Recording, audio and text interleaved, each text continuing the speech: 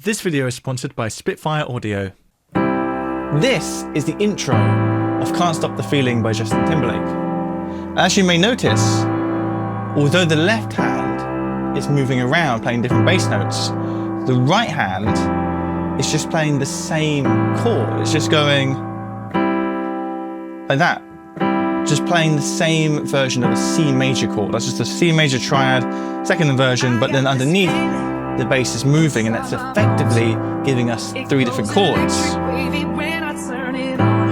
This is an example of what I would call a pedal chord. We're pedaling this chord. It's the opposite of what's called pedal point or a pedal tone, something I've talked about in a previous video.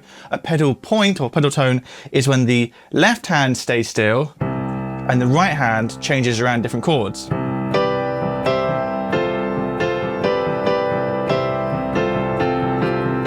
That's pedal point, a far more common technique where the left hand is just continuously playing the same note.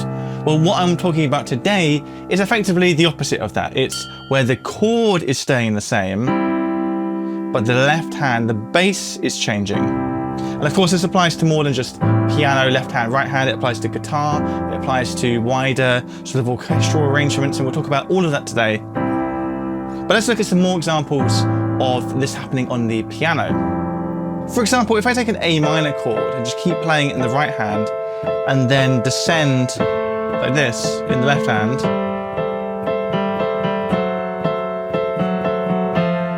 that is the piano part that Paul McCartney plays on While My Guitar Gently Weeps by the Beatles.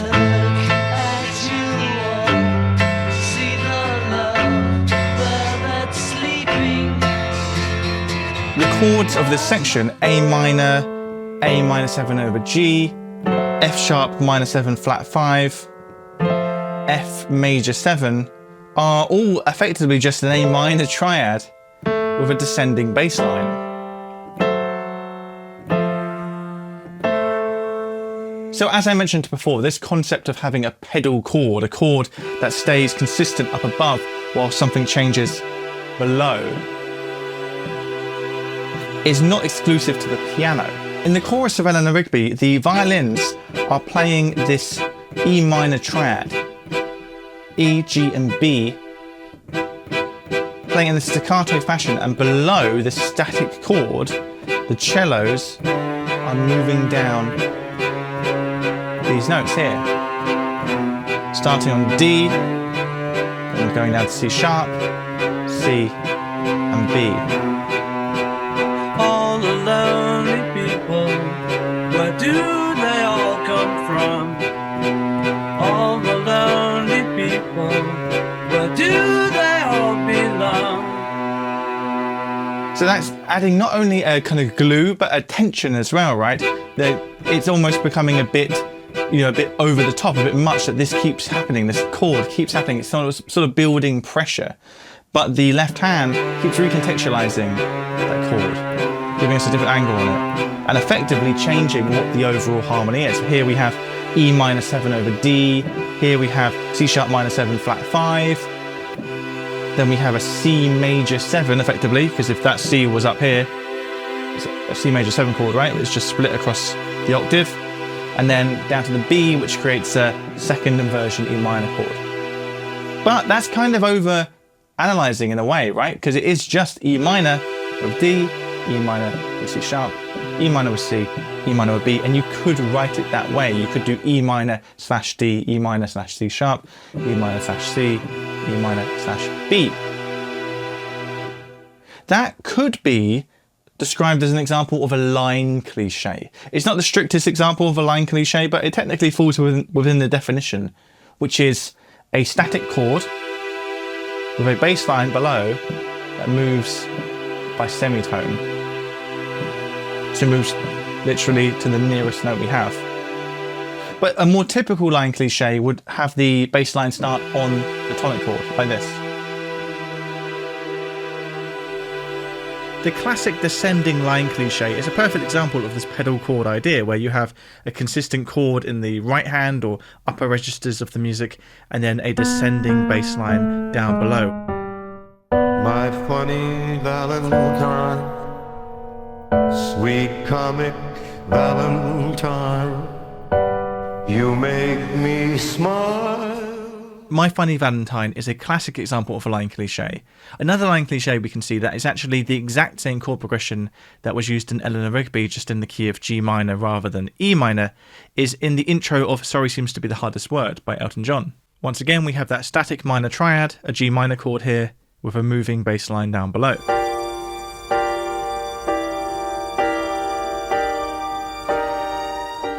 Now, I've already got a whole video on line cliches, so do check that out for more examples. I've linked it down below in the description.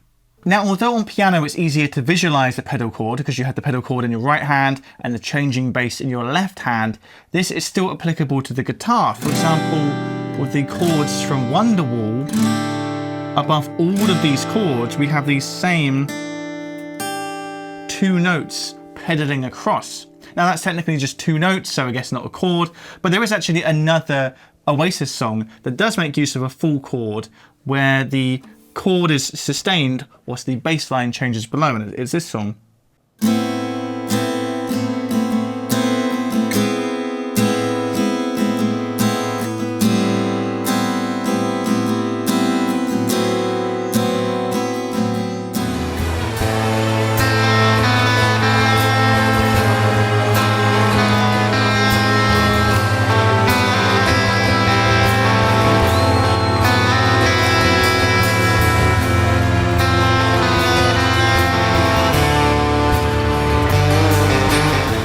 Plan by Oasis is using this A minor add 9 shape, where we've got an A minor chord and then with the open B string that gives us the 9th, and then this string here, the D string, is just going down semitones and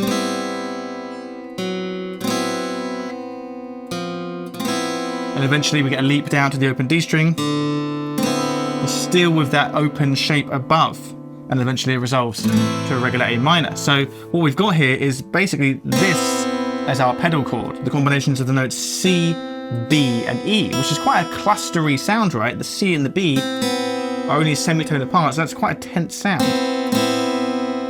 And once again, this is not only an example of what I would call a pedal chord, but it's also a line cliche, right? Because we have our pedal chord up above, this clustery thing, and then below we have this bass line moving by semitone, which is the definition of a line cliche, right? And then the line cliche technically breaks when we go to the open D. We still have that same pedal chord up above. I've done a similar thing actually in one of my songs, Full Moon, where I start with this D shape, and the two highest notes of the D shape are going to stay completely consistent across the entire song. We're going to have D, then A, B, F sharp, E, then G. Those are our bass notes below, but above all of that, we've always had those two notes from the D triad shape. Always denying, not even trying. Can you believe anymore? Set the world out. Now, pedal chord is a term I've basically come up with. The more technical name for what we're talking about today is inverted pedal tones, or actually double or triple inverted pedal tones. A pedal tone, as I mentioned at the beginning, is when we have a sustained note in the lower registers, in the bass registers, while things move above. An inverted pedal point or pedal tone is when that instead happens in the higher registers instead of the lower registers. And if we want it to be 2 notes, it's double. If you want it to be 3 notes, it's triple. So the technical term for a chord up here, whilst notes move down below, is a triple inverted pedal point. Now, if you want to find out more about usual pedal points, about pedal tones, where they're used and why they're called that, then check out my previous video all about that. It's linked down below. The string sounds you've been hearing in this video so far have all been by Spitfire Audio, namely the Spitfire Chamber Strings collection. which is one of the many fantastic virtual instrument libraries on sale during Spitfire's spring sale. From the 27th of April until the 4th of May, you can save up to 50% off select Spitfire Audio products like Abbey Road 2 strings, the Hans Zimmer range of piano, strings and percussion, Air Studio's Reverb plugin, and much more. You can also add 3 or more libraries together to get a further 10% off your cart. Spitfire Audio makes some of the best sounding libraries on the market, so don't miss your opportunity to make some big savings on some great software and tools. Use the link in the description to find out more.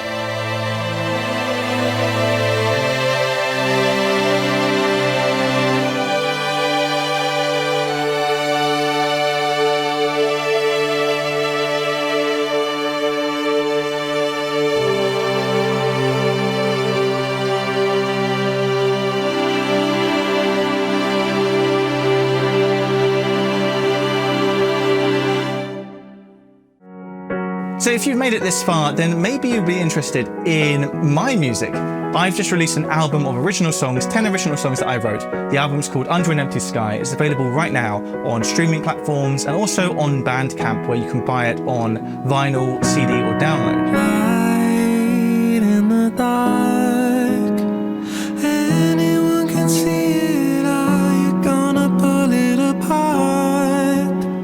Find what you will.